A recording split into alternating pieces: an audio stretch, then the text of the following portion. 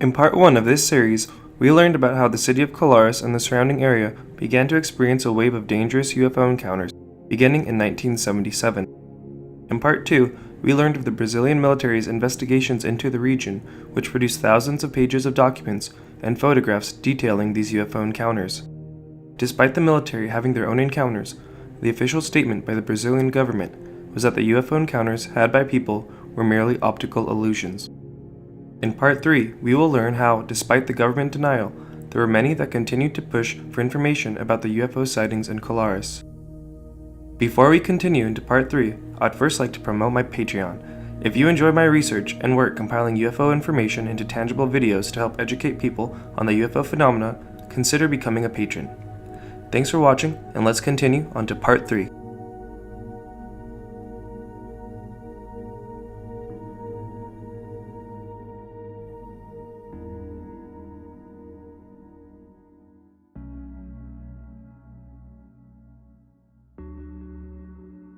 Some UFO researchers continued to investigate the events that occurred in Colares. Among them were American UFO researcher Bob Pratt, who traveled the region extensively, interviewing witnesses and writing about the events and publishing the findings in the International UFO magazine during the 1980s and 1990s. In the days before the internet, and when the UFO community was still forming, Bob Pratt's articles allowed a window into the Colares flap for those interested coming from the English-speaking world. Another UFO researcher who was continuing to follow this UFO flap was Jacques Vallée.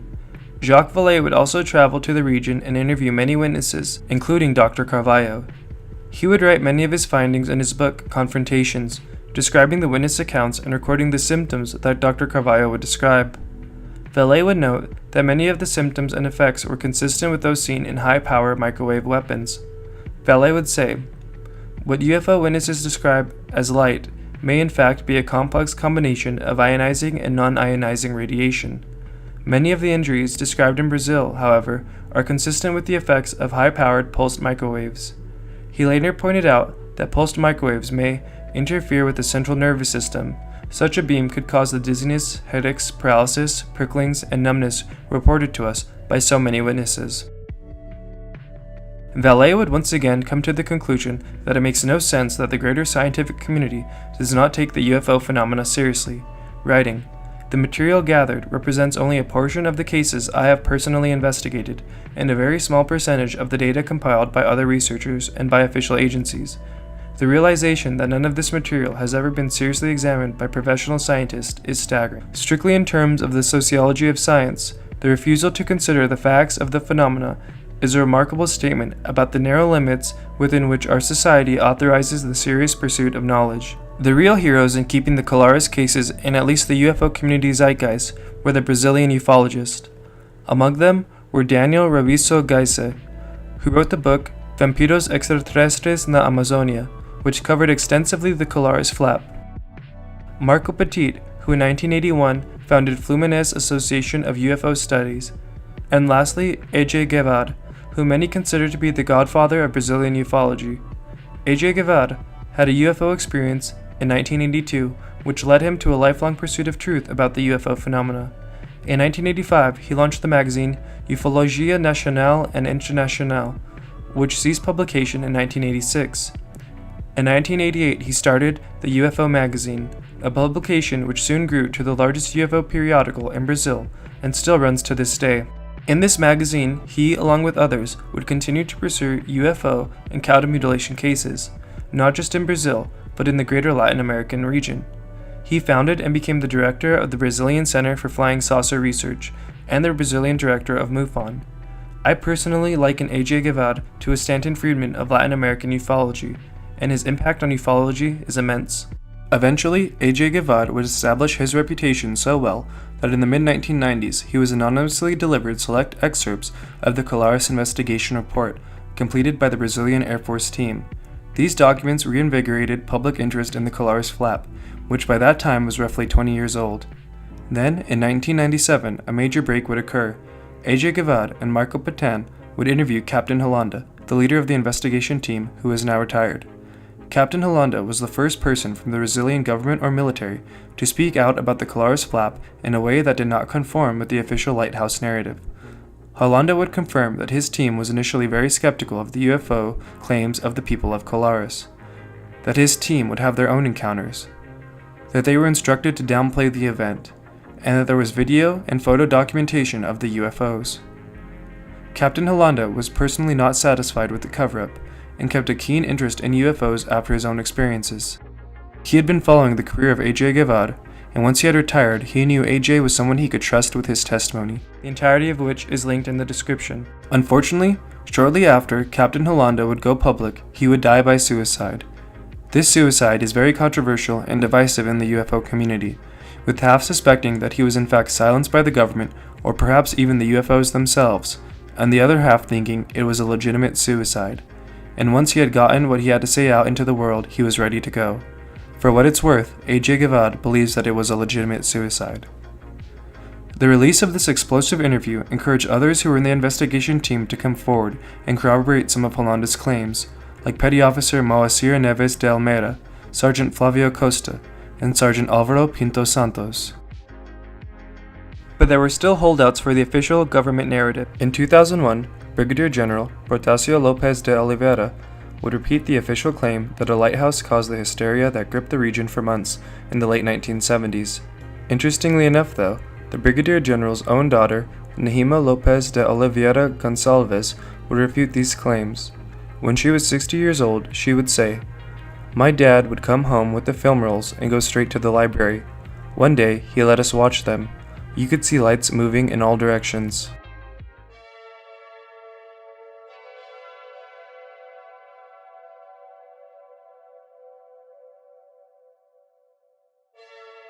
The next major development in the Colares UFO flap would occur in 2004. A.J. Guevara would organize the movement UFOs, Freedom of Information Now. The goal of this political movement was to lobby the Brazilian government to release documents regarding the Colares flap, as well as other UFO events in Brazil's history. Everyday Brazilians were encouraged to contact their local officials and push for the disclosure of UFO documents, and eventually, 36,000 Brazilians signed petitions to the government to get the files opened. A.J. Guevara would say, "We want them to admit that they are studying or have studied the topic and accept that ufologists know their files. If there is an official research movement underway, ufologists should have the right to know how it works and the right to offer to participate." This wasn't the first time a movement like this would gain traction in Brazil, but now that A.J. Guevara had excerpts of the Colares report and members of the Colares investigative team had come forward, there was more leverage on the part of the ufologists advocating for the release of UFO information from the Brazilian government. Eventually, the group would achieve one of the most successful developments in ufology. On May 20th, 2005, A.J. Guevara and a delegation of ufologists met with Brazilian Air Force officials in Brasilia, headed by Brigadier General Teles Ribeiro, Chief of the Air Force's Center for Public Communications. The ufologist team was able to get the government to release hundreds of pages of documents relating to three major Brazilian UFO cases: the 1996 Virginia UFO incident, the 1986 Night of UFOs, and the 1977 Colares flap. The archives also showed that the Brazilian Air Force had a specific UFO studies department between 1969 and 1972. The system of investigation of unidentified aerial objects operated at the facilities of the 4th Comar in Sao Paulo, comprised of civilian researchers and military authorities. It is from this campaign that we are able to see the documentation and pictures presented in this video, and that we get confirmation from the Brazilian government that there was a legitimate investigation into UFOs in Colares, Brazil, that remained unexplained. In one of his final moves before passing away in 2005, Bob Pratt would translate the entirety of the released Colares report to English, furthering the reach of the story. According to A.J. Guevara, Brigadier General José Carlos Pereira was the main reason this soft disclosure was allowed to happen. Brigadier General José Carlos Pereira personally escorted the ufologists through the government buildings and files in 2005. Informally, Pereira confirmed to the ufologist his great interest and high level of information on the subject, and his desire for more people to learn about it. Brigadier General José Carlos Pereira had discussed UFOs publicly in 2002, and following the 2005 Freedom of Information Now campaign, he would say, "You don't break a culture at once, and I am not in favor of disclosing documents that hurt people's privacy, induce panic to the population, or put the country's security at risk." This development is extremely significant, not just for Brazilian ufology, but ufology as a whole, and Brigadier General José Carlos Pereira is a highly underrated person in the UFO community, in my opinion. But even with this major development, however, a majority of the Brazilian UFO documents still remain classified, and none of the Colares Super 8 films have been released.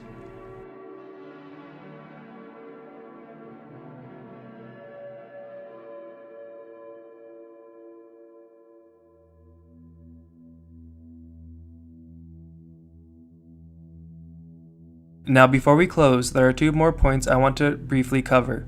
The first being the involvement of Robert Bigelow and the NIDS team. Robert Bigelow is a billionaire real estate investor with a personal interest in ufology that has led to him funding multiple research groups into the topic. I recommend my video on Robert Bigelow to get more information on the man. One such investigative group that he founded, BASS, is confirmed to have sent a team down to Brazil in 2009. You can read more about this trip in some of the links below. As UFO researcher Keith Basterfield has done an excellent job piecing together some of the details of this trip.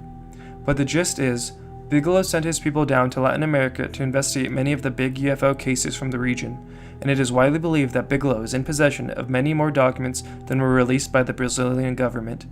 It is also believed that Bigelow is even in possession of some of the infamous Super 8 film recordings of the Colares UFOs captured by Captain Holanda's investigative team. Now, the last quick thing I want to cover is a 2002 Indian UFO case that is eerily similar to Colares. If there was more information available about this case, I would create its own video for it, but since there isn't that much information available, I figured I would include it here. Some of the headlines from the time are, Alien kills 7 in India. Has a UFO struck Indian villagers, or is it just bugs? Police skeptical as 7 reported dead in UFO attacks. These accounts come from the rural Uttar Pradesh region of India. Here are some excerpts from the articles of the time. It comes in the night, a flying sphere emitting red and blue lights that attacks villagers in this poor region, extensively burning those victims it does not kill. At least, that's what panic-stricken villagers say. At least 7 people have died of unexplained injuries in the past week in Uttar Pradesh. A mysterious flying object attacked him in the night, Raghraj Pal said of his neighbor, Ramshpal, who died recently in Shwana. His stomach was ripped open. He died 2 days later. It was like a big soccer ball with sparkling lights, said Kalawati, who uses only one name. It burned my skin. Perhaps the most bizarre theory was that of Police Deputy Inspector General K.N.D. Develdi, who said that the assailant was a genetically engineered insect introduced by an anti-national elements from outside India to cause mayhem. In common Indian parlance, this is taken to mean that it is the work of a Pakistani spy agency, the universal scapegoat of all unexplained Indian woes. That theory has not won over many believers. Villagers across the region no longer sleep outside, as they usually do during the sweltering summer heat and long power failures, fearing that they will be easy prey for the UFOs. In some villages, the entire population are squeezing into the headman's house for the night, seeking shelter and safety in numbers.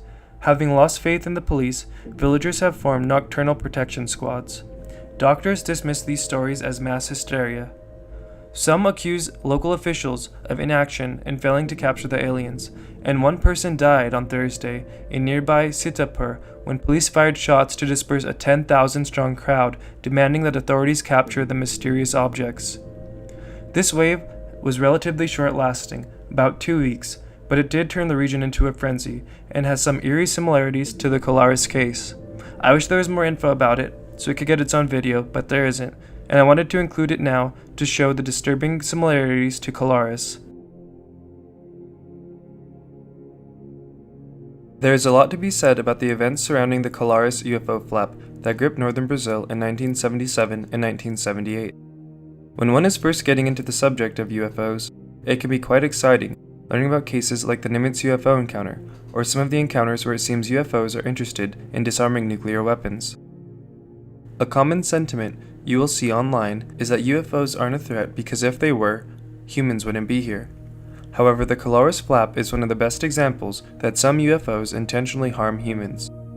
The fact the military was sent out to investigate and was able to produce hundreds of documents, photos, and video evidence adds to the credibility of the story, which is exciting from a UFO point of view, but very disturbing when you think about the consequences. Colares shows us that governments of the world have been interested in studying this subject. One can see why governments cover up UFOs. Inspiration can be drawn from the work of A.J. Guevara and the organizing of everyday citizens into lobbying the Brazilian government to release some of these files, but the fact remains, what happened in Colares wasn't a positive experience from the point of view of the humans who lived there. Their lives were uprooted by the UFOs, and then by the government, who ignored the real trauma they had endured and turned them into objects of ridicule. I often wonder what would be the implications of a Colares-type event happening today in the age of smartphones. I personally think that it would set the world off into a global panic. Hopefully it never happens, but the overall point still remains: not all UFOs are our friends.